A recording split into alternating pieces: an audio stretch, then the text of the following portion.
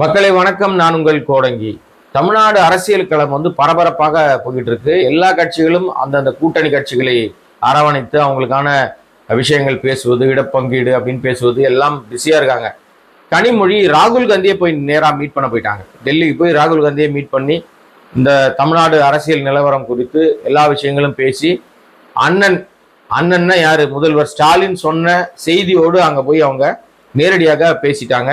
இது ஒரு புதிய மாற்றத்தை நீங்க பார்க்க முடியுது. ஏன்னா அவங்க ஏற்கனவே திமுக என்ன சொன்னுச்சுன்னா, இந்த தேர்தல் கதாநாயகி தேர்தல், கதாநாயகன் தேர்தல்னு பேசுறது போய் கதாநாயகி தேர்தல் அப்படின்னா மகளிருக்கு முக்கியத்துவம் கொடுக்கிற ஒரு தேர்தலாக பார்க்கப்படும். மகளிருக்கு அதிக சலுகைகள், பல்வேறு நலத்திட்ட விஷயங்கள், அறிவிப்புகள், பல்வேறு விஷயங்களை செய்வதற்கு திமுக தயாராயிடுச்சுன்னு இதன் மூலமா நம்ம தெரிஞ்சுக்க முடியுது.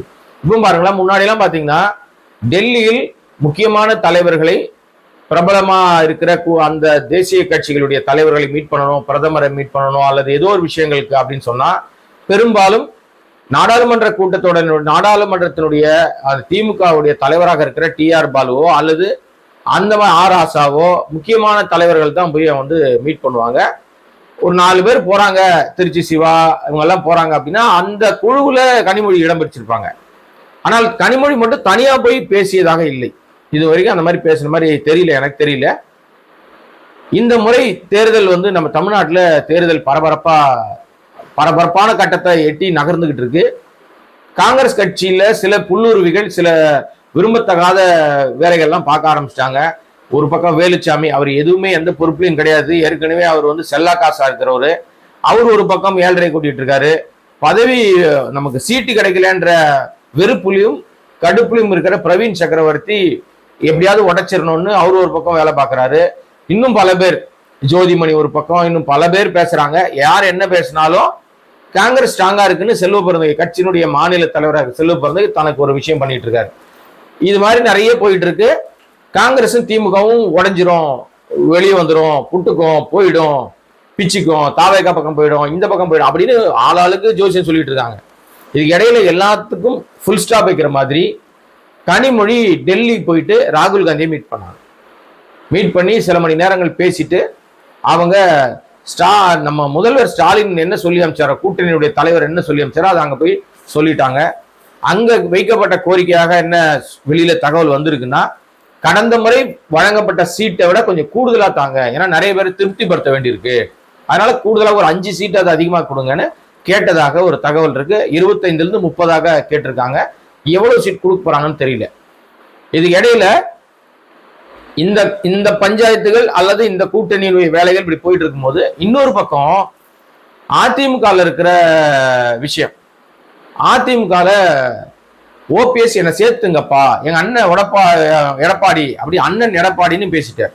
கடுமையாக விமர்சனம் பண்ணிக்கிட்டு இருந்தாங்க. இப்ப அண்ணன் எடப்பாடின்னு பேசிட்டாரு. அப்படி இருந்தாலும் எடப்பாடி அவரை சேர்ப்பதற்கு தயாரா இல்லை. ஓபிஎஸ் மீண்டும் அதிமுக வருவதற்கு காத்திருந்தாலும் சேர்ப்பதற்கு எடப்பாடி தயாரா இல்லை. இது ஒரு பக்கம் தனியா போயிட்டு இருக்கு. இதுக்கிடையில தேமுதிக எந்த கட்சி எந்த இடத்துல போய் நம்ம சேர போறோம் இன்னும் முடிவு பண்ணவே இல்லை. மக்கள் விரும்புகிற கூட்டணி, கட்சியினர் விரும்புகிற கூட்டணி அப்படின்னு ஒவ்வொரு நாளும் பிரேமலதா தேஞ்சு போன ரெக்கார்டு மாதிரியே ஒரே விஷயத்த பேசிட்டே இருக்காங்க. ஆனா திரைமறைவாக கேவலமான பேரம் பண்ணிட்டு இருக்காங்க. இதை சொன்னா தேமுதிக தொண்டர்களுக்கு பயங்கரமா கோபம் வருது. அடிப்படையில உங்களுடைய விஜயகாந்த் அந்த பெயருக்கு இருந்த மரியாதையும் மாண்பும் படுபாதாளத்துல கீழே போட்டு மிதிக்கிற வேலையை தான் பிரேமலதா தொடர்ந்து பண்ணிக்கிட்டே இருக்காங்க.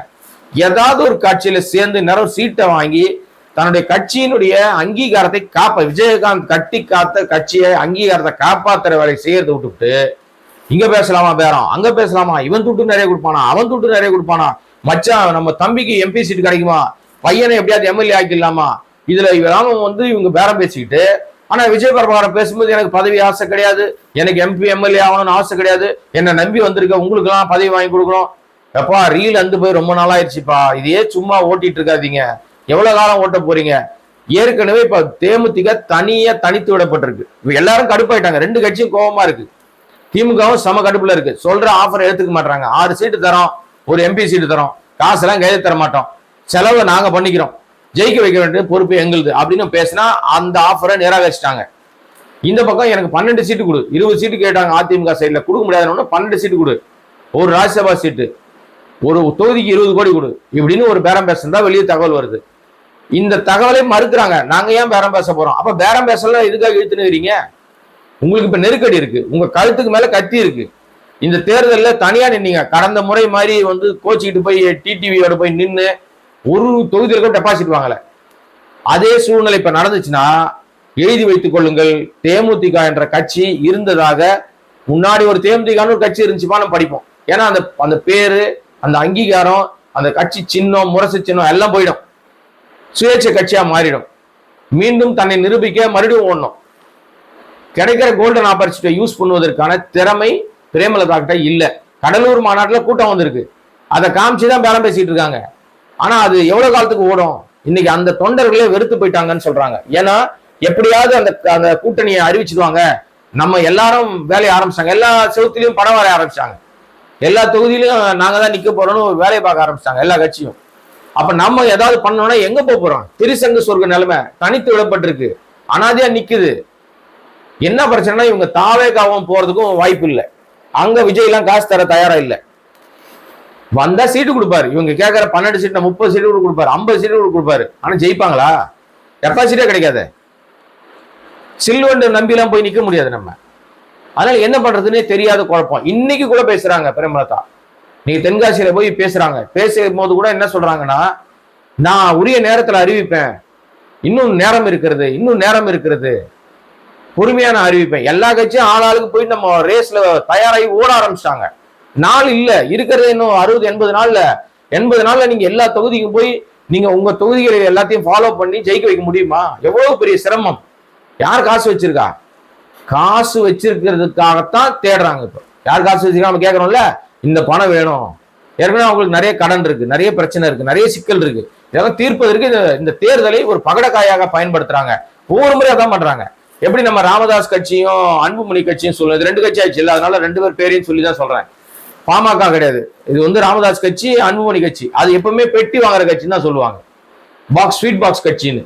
ஏன்னா ஒவ்வொரு தேர்தலையும் பேரம் பேசி பணம் வாங்கி பெட்டி மணியா தான் மாறி இருந்தார் அன்புமணி. பெட்டி ராமதாஸா தான் இருந்தார், பெட்டி தாஸ். ராமதாஸ் கூட கிடையாது சொல்ல முடியாது நம்ம. இந்த இந்த நிலைமையில இப்போ அவங்க எப்படி வந்து தனியாக எங்க போறதுன்னு தெரியாம நின்றுட்டு இருக்காங்க.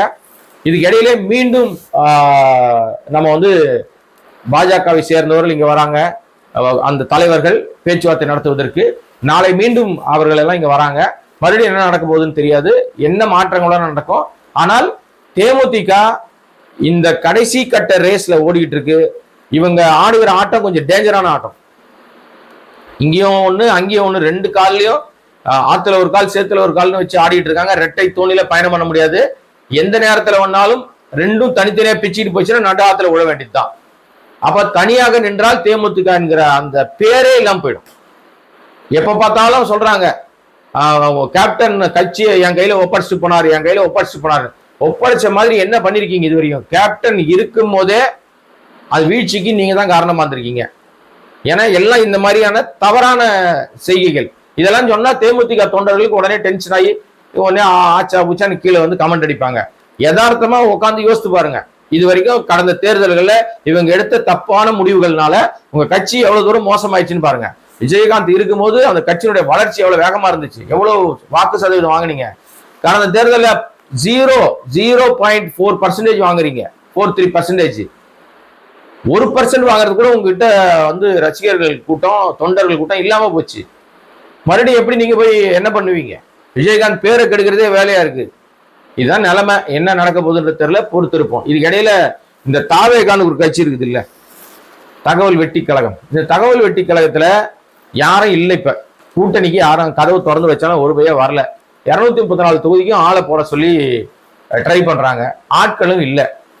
என்னன்னா முன்னாடி எல்லாரும் ரொம்ப ஆர்வமா இருந்தாங்க, நம்ம வந்து எப்படியும் காங்கிரஸ் நம்மளோட வந்துடும், இன்னும் சில கட்சிகள் நம்மளோட வந்துடும், ஒரு ஸ்ட்ராங்கான கூட்டணி அமைச்சு நம்ம தேர்தலை ஜெயிச்சிடலான்னு கணக்கு போட்டாங்க சில பேர். பணம் வச்சுக்கிறவெல்லாம் ரசிகர் கிடையாது. எந்தெந்த கட்சியிலே ஏதோ விஷயம் துட்டு வச்சிருக்கவங்களாம் எப்படியாவது விஜயை வந்து கரெக்ட் பண்ணி காசு கொடுத்தோம்னா, ருசியானதுக்கு ஆதவுக்கெல்லாம் காசு கொடுத்தா சீட்டு வாங்கலாம்னு கணக்கு பண்ணாங்க. இப்போ காங்கிரஸ் இந்த பக்கம் வரல, வேற யாரும் பெரிய ஆட்கள் யாரும் வரல, தனியா நிக்கணும்னா தனியா என்ன தோத்துருவோம்னு தெரிஞ்சு போச்சு. டெபாசிட் வாங்க முடியாதுன்னு விஜய்க்கே தெரிஞ்சிருச்சு. அதனால கடந்த செயல்கள் கூட்டத்தில் கையெழுத்து கும்பிட்டு எல்லாம் ஒத்துமையா இருங்கப்பான்னு கேட்டாரு. இந்த விஷயம் தெரிஞ்ச உடனே இப்ப 234 தொகுதிக்கும் ஆளை தேட ஆரம்பிச்சிட்டாங்க. ஆள் பிடிக்கிற வேலை செய்யறாங்க. இப்ப அதுல இன்னொரு விஷயம் என்னன்னா, ஆள் பிடிக்கிற ஆள் டெபாசிட்டாக 1 கோடி ரூபாயை வந்து தலைமையில கட்டணுமா. சீட்டு வேணும்னா ₹1 முன்னாடி கட்டு, அதுக்கப்புறம் நான் சீட்டு கொடுத்த பிறகு தொகுதியில் எவ்வளவு செலவு பண்ணணும்னு சொல்றேன், அதை நீ வந்து செலவு பண்ணணும், அதை மானிட்டர் பண்றதுக்கு ஒரு டீம் போடுவோம் அப்படின்னு சொல்லி ஆதவும் புசியும் ஏரியாக்களை பிரிச்சுக்கிறாங்க. இது வசூல் கட்சி நான் சொல்லிட்டு இருக்கேன்ல, சீட்டு கம்பெனி இதுன்னு சொல்றேன்ல, அது மறுபடியும் உறுதியாகுது பாருங்க. இப்ப அந்த 1 கோடி கட்டுவதற்கு முன்னாடி தயாரா இருந்தவர்கள், அதாவது காங்கிரஸ் நம்மகிட்ட வந்துரும், தேமுதிக வந்துரும், இவங்க வந்துருவாங்க, அவங்க வந்துருவாங்க, அன்புமணி வந்துருவாரு, இப்படி எல்லாம் பயங்கரமா பில்டப் பண்ணானுங்களே நிறைய இணையத்துல. இந்த இணையத்திலே கட்சி நடத்துறானுங்க இவனுங்க. ஒரு முட்டாப்பைய ஒருத்தருக்கான், அந்த முட்டாப்பைய சொல்றான் 5 கோடி பேர் வந்து இவர் பேச்சை பார்க்கறதுக்கு காத்துக்கிட்டு இருக்காங்க. ஏன்னா டிவியில 5 கோடி பேர் பாக்குறதுக்கு பார்த்துட்டாங்கன்னா உடனே 5 கோடி பேர் ஓட்டு போட்டுருவாங்களா? இங்க அடிப்படையில் அறிவு வேணாமா? முதல்வர் பேச்சை பார்க்க இன்னொரு ஒருத்தர் சொல்றாரு, அவரு மூத்த பத்திரிகையாளர் வேற சொல்லி தொலைறாரு, நம்ம நண்பர் தான் அவரு. 400 பேர் பாக்குறாங்க முதல்வர் பேச்சை, 85 பேர் தான் பாக்குறான். இதுல 10,000 பேர் லைக் போட்டாங்க. ஏன்னா லைக்கும் வியூஸுமே கட்சி கிடையாதப்பா, களத்துல இறங்கணும், கிராமங்கள்ல போனோம். மூஞ்சி தெரியுமா? விஜய் நடிகனா தான் தெரியும், அரசியல்வாதியா தெரியுமா? என்ன செய்ய போற நீ? உனக்கு என்ன இருக்கு செய்யறதுக்கு? ஒரு கன்றாவே இல்லை. யாருமே வரலன்னு சொன்ன உடனே 1 கோடி ரூபாய் கட்டுறதுக்கு முதல்ல தயாரா இருந்தவர்கள் பேக் அடிக்கிறாங்க. நம்ம ஏன்டா போய் தேவையில்லாம காசை கொடுத்துட்டு மாட்டிப்போம் நம்ம அப்படின்னு பேக் அடிக்கிறாங்க. இப்ப விஜய்க்கு பெரிய அவமானமும் அதிர்ச்சியும் இருக்கு. என்னடா இது, நம்ம ரொம்ப பெரிய வேற மாதிரி யோசிச்சோம், நடக்கலன்னு அவங்க அப்பாட்ட போட்டு போனை போட்டு கதறனதா சொல்றாங்க. அந்த கதறலின் வெளிப்பாடாக தான் அவங்க அப்பா வந்து பூஸ்ட் கொடுக்குறேன், ஹார்லிக்ஸ் கொடுக்குறேன், போன்விட்டா கொடுக்குறேன், வா காங்கிரஸ், காங்கிரஸ் வந்து காங்கிரஸ்க்கு ஒரு வாய்ப்பு நாங்க தரோம். யாருக்கு யார் வாய்ப்பு தர்றது? எஸ்எஸ்சி மேல நமக்கு மரியாதை இருக்கு, ஆனா அந்த மரியாதைக்காக அவர் சொல்ற எல்லாத்தையும் ஏத்துக்க முடியாது. அவருக்கு அந்த கட்சியில எந்த பதவியும் கிடையாது. அப்பனையே அவன் மதிக்கவே இல்லை விஜய். அப்புறம் எப்படி? இன்னொரு காமெடி என்னன்னா, இப்படி சொன்னாலாவது பையன் நம்மளை மதிப்பானான்னு இவரு தனி ட்ராக்ல ஓட்டிட்டு இருக்காரு. நீ சொல்றதுதான் அவன் கேட்கவே மாட்டானே. நீ என்ன பூஸ்ட் கொடுத்தாலும் காங்கிரஸ் நல்லா ஸ்ட்ராங்கா தான் இருக்கு. நீ பூஸ்ட், அந்த ஹார்லிக்ஸ், போன்விட்டா கொடுக்குற அந்த ஆணி புடுங்குறதெல்லாம் போதும், உனக்கு ஒழுங்கா இருக்கிற வரை உன் வேலையை மட்டும் பாரு அப்படின்னு எல்லாரும் பேசுறாங்க. நம்ம பேசல, அவர் மீது நமக்கு மரியாதை இருக்கு, அவர் நமக்கு பிடிக்கும், மரியாதை இருக்கு, அது வேற விஷயம். ஆனா இந்த மாதிரி தேவையில்லாத ஆணி புடுங்குற வேலையெல்லாம் செய்யக்கூடாது இல்ல. இப்ப நீ காங்கிரஸ் கட்சி கிட்ட ஒன்னா விஜய் பேசலாம், ஏன்னா காங்கிரஸ் ஒரு தேசிய கட்சி, மிகப்பெரிய கட்சி, இந்த நாட்டை ஆண்ட கட்சி, இந்த நாட்டுக்காக உயிர் நீத்தவர்கள் அந்த தலைவர்கள், இதெல்லாம் ரத்தம் சிந்தியவர்கள், இதெல்லாம் உண்டு. அது விஜய் வந்து அவங்ககிட்ட போய் காலில் போகலாம், ஐயா என்னை சேர்த்துக்கணும், எப்படியாவது தமிழ்நாட்டில் என்னை காப்பாத்துங்கன்னு கேட்கலாம். என்னமா இவர் ஏதோ பெரிய உலகமாக ரெக்கார்ட் காமிச்சிட்ட மாதிரியும், அப்படியே இந்த தமிழ்நாடே புரட்டி போட்ட மாதிரியும் விஜய் அப்பா மைண்ட்ல அப்படி நினைச்சுங்கிறாரு எஸ்எஸ்சி. அவர் நான் சொல்லுவேன்ல அடிக்கடி, வீட்டுல எல்லாம் அந்த ஆரம்ப காலத்துல சிஎம் கிளம்பிட்டாரான்னு கேட்பாருன்னு, இப்ப பையன் சிஎம் ஆயிட்ட மாதிரி நினைச்சுங்கிறாரு. இங்க ஒண்ணுமே இல்லை, இது ஜீரோ, ஹீரோ கூட கிடையாது, ஜீரோ, சைபர், பூஜ்ஜியம். நான் சொல்லுங்க, தமிழிசை அக்கா தமிழிசை சொல்றாங்க, அவர் ஹீரோ கிடையாதுங்க, ஜீரோ, பூஜ்ஜியம். பூஜ்ஜியம் தனியா இருந்தா மதிப்பு இல்ல, யாரு கூடவா சேர்ந்தாதான் மதிப்பு. அது உண்மைதான், அவர் ஹீரோ கிடையாது, ஜீரோ தான். நம்மளும் சொல்றோம், அக்கா தமிழிசையினுடைய சொல்படி நம்மளும் சொல்றோம் அவர் ஜீரோ தான். இந்த இடையில இவர் பூஸ்ட் கொடுக்குறேன், ஹார்லிக்ஸ் கொடுக்குறேன்னு செல்வ பிறந்தது, உங்க பூஸ்ட் வேணாம், உங்க வந்து பொங்கச்சோரம் வேணாம், உங்க பொங்கலை வேணாம், எனக்கு நாங்க எங்க கட்சியில எல்லாரும் பூஸ்ட் சாப்பிட்டு நாங்க தெம்பா தான் இருக்கோம், ஆணியே புடுங்க வேணான்ட்டாரு. எஸ்எஸ்சிக்கு பதிலடியாக செல்வ பிறந்ததுக்கு பதில் சொல்லிட்டாரு. இப்போ என்ன பண்ண போது தாவேக்கானே தெரியல. இது இடையில போதாக்குறைக்கு வாய் சும்மா இருக்கணும். அண்டாவாயா இருக்கான்ல யாரு, நம்ம அந்த ஆதவ ஒரு அண்டாவாயன், இவன் என்ன பண்ணிட்டான், ஏன்னா இவனுக்கு மரியாதையெல்லாம் கொடுக்க முடியாது. இவன் பேசுற பேச்சு வெறுப்பு அரசியல பேசி அமைதியாக இருக்கிற சமூகத்துல இளைஞர்கள் மத்தியில வெறுப்பை தூண்டிக்கிட்டே இருக்கான். அதனால இவனை நம்ம மதிப்பு கொடுத்து பேச வேண்டிய அவசியம் இல்லை என்பதால் இவனை அப்படித்தான் நம்ம சொல்ல வையும். இந்த அண்டாவாயன் சும்மா இல்லாம நம்ம விடுதலை சிறுத்தைகள் திருமாவளவன் கொடுத்து ஒரு தப்பான கருத்தை சொல்லிட்டான். உங்க கூட 20 பேர் தான் இருக்கிறாங்க, வேற ஆளே இல்லை. அந்த வீடியோ நீங்க திரும்ப திரும்ப எத்தனை முறை பார்த்தாலும் இவன் பேசி அந்த விஷயத்த முடிச்சிட்டான். அதுக்கு அந்த தாவேக தற்கூரிகள்ல கைத்தட்டி வேற ஒரே ஆரவாரம், விசில் சத்தம் வேற. இவன் சொன்ன கேட்ட உடனே கட்சி அங்க மாறி போச்சுட்டான். இப்போ காலில் விழுந்து கதறான், நான் அப்படி பேசவே இல்லை, என் பேச்ச திமுக திருச்சிருச்சு. அட மானங்கட்ட ஈத்தரப்பையில, எப்படா திமுக வந்துச்சுங்க? நீங்க எங்க திமுக வந்துச்சு? எப்படி திருச்சு? என்ன சொல்ல வர நீ கொழுப்பெடுத்து வாய் கொழுப்புல அண்டா வாயம் பொய் சொல்லியிருக்க. ஏதோ நீ இப்படி சொன்ன உடனே அப்படியே பயந்து நடுங்கிடுவாங்க எல்லாருமே. நீ நினைக்கிறல்ல, இஷ்டத்துக்கு மு.க. ஸ்டாலினை திட்டுறது, இஷ்டத்துக்கு திமுக பேசுறது. ஏன்னா அரசாங்கம் அவங்க கையில இருந்தா கூட அவங்க ரொம்ப கண்ணியமாக நடந்துக்கிறாங்க, எந்த பஞ்சாயத்தும் பண்றது இல்லைல்ல. அதே மாதிரி நீ விசிகாவை நினைச்சிட்ட, அங்கதாண்டி மாப்பிள்ள நீ தப்பு பண்ணிட்ட, அங்கதான் தப்பு பண்ணிட்ட.